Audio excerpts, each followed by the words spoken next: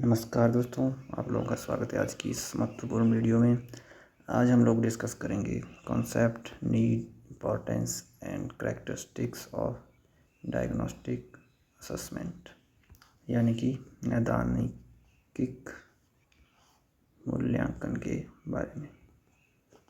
तो वीडियो बहुत ज़्यादा इम्पोर्टेंट होने वाली है, तो वीडियो के एंड तक ज़रूर बने रहें और अपने दोस्तों के साथ भी इसको शेयर करें। चलिए वीडियो को शुरू करते हैं।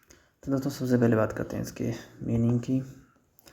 तो डायग्नोस्टिक मूल्यांकन एक ऐसे प्रकार का मूल्यांकन है जिसका उद्देश्य यह पता लगाना होता है कि विद्यार्थी के सीखने में कौन सी बाधाएं आ रही हैं और उसके किस क्षेत्र में कमजोरी है। अर्थात यह मूल्यांकन विद्यार्थी की समस्याओं का निदान करने में मदद करता है। इसके बाद दोस्तों हम बात करते हैं नीड्स ऑफ डायग्नोस्टिक असेसमेंट की, इसकी क्या आवश्यकता है, क्यों इसको किया जाता है। तो पहला दोस्तों इसमें जो पॉइंट इसमें बोला गया कि छात्रों की समस्या का पता लगाने के लिए टू आइडेंटिफाई स्टूडेंट्स इशूज़, क्या क्या इशूज़ हैं उनके, क्या समस्याएं आ रही हैं उनको। इससे यह स्पष्ट हो जाता है कि विद्यार्थी किस विषय या टॉपिक में संघर्ष कर रहा है, उसको किस विषय में मुश्किल आ रही है। नेक्स्ट है दोस्तों समय रहते समस्या समाधान हेतु सहायता देने के लिए टू प्रोवाइड टाइमली हेल्प। जब किसी बच्चे को शुरुआत में ही समस्या का पता चल जाता है तो शिक्षक उसे जल्दी सुधार सकते हैं। जितनी जल्दी स्टूडेंट्स की कमजोरी की उसकी प्रॉब्लम्स का पता टीचर को लग जाएगा, उतनी जल्दी जो है तो टीचर उसको हेल्प दे सकता है, उसको सहायता प्रदान कर सकता है कि वो अपने शिक्षण कार्य को भलीभांति कर सके। और टीचर के लिए भी बहुत ज़्यादा इम्पोर्टेंट रोल होता है, क्योंकि टीचर का भी अपने अचीव करने, उन गोल्स को अचीव करने के लिए टीचर की भी हेल्प होती है, उसको भी अपनी शिक्षण को प्रभावित बनाने में मदद मिलती है। इसके बाद दोस्तों थर्ड पॉइंट है कि शिक्षण की रणनीति, जो रणनीति शिक्षण की जो टीचर ने बनाई होती है उसको अनुकूलित करना, यानी कि टू ऑप्टिमाइज टीचिंग स्ट्रेटजी। इससे शिक्षक अपनी पाठ योजना और शिक्षण विधि को विद्यार्थियों की आवश्यकताओं के अनुसार ढाल सकते हैं। अब बात करते हैं दोस्तों इसके महत्व की। जो डायग्नोस्टिक मूल्यांकन है या डायग्नोस्टिक असेसमेंट है, इसकी इम्पोर्टेंस के बारे में। तो पहले दोस्तों इसकी जो पहली इम्पोर्टेंस वो है कि कमज़ोर क्षेत्रों की पहचान करना, आइडेंटिफिकेशन ऑफ वीक एरियाज़। यह मूल्यांकन छात्र के प्रदर्शन के कमज़ोर क्षेत्रों की जानकारी जो है तो उजागर करता है। इसके बाद दोस्तों शिक्षण विधियों में सुधार के लिए इम्प्रूवमेंट इन टीचिंग मेथड्स। इससे शिक्षक अपने शिक्षण तरीकों को छात्रों की ज़रूरतों के अनुसार सुधार सकता है। अगला पॉइंट है छात्रों को लक्षित सहायता, टारगेटेड सपोर्ट टू स्टूडेंट्स। शिक्षक विशेष रूप से उन क्षेत्रों पर ध्यान दे सकते हैं जहां छात्र को मदद की आवश्यकता है। अगला दोस्तों व्यक्तिगत शिक्षा, पर्सनलाइज्ड लर्निंग।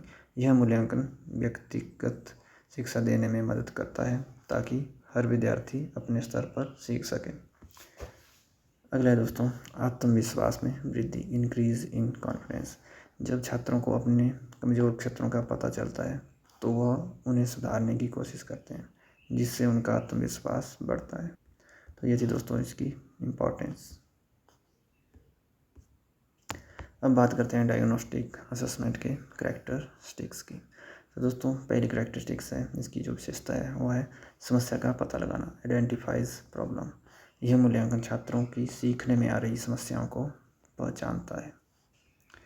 नंबर 2 है व्यक्तिगत स्तर पर किया जाता है, conducted on A individual level. यह आमतौर पर एक एक करके छात्रों का मूल्यांकन करता है ताकि व्यक्तिगत समस्या का समाधान किया जा सके।